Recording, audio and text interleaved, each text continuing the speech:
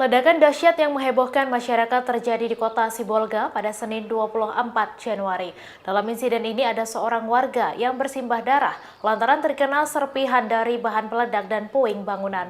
Dari video yang beredar di media sosial, ledakan tersebut diduga berasal dari bom ikan yang meledak di satu gudang penyimpanan.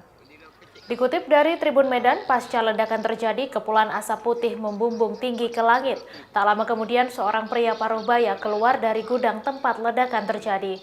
Pria tersebut keluar dengan baju berlumuran darah dan bagian kepalanya yang terluka. Warga yang melihat kondisi pria tersebut lantas panik dan histeris. Ia kemudian dilarikan ke rumah sakit terdekat. Sementara itu, Kapolda Sumatera Utara, Irjen RZ Pancaputra Simanjuntak mengatakan bom ledakan di Sibolga ini tidak ada kaitannya dengan teroris. Sejauh ini pihaknya masih menduga ledakan yang terjadi berasal dari bom ikan.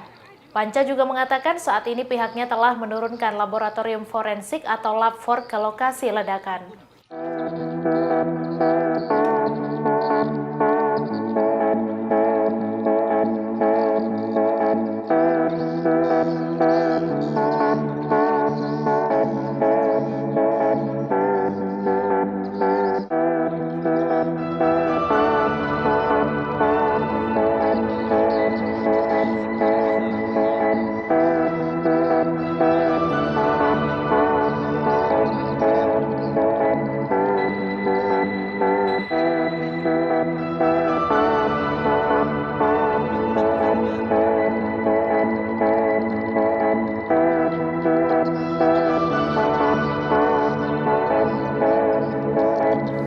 Terima kasih sudah nonton.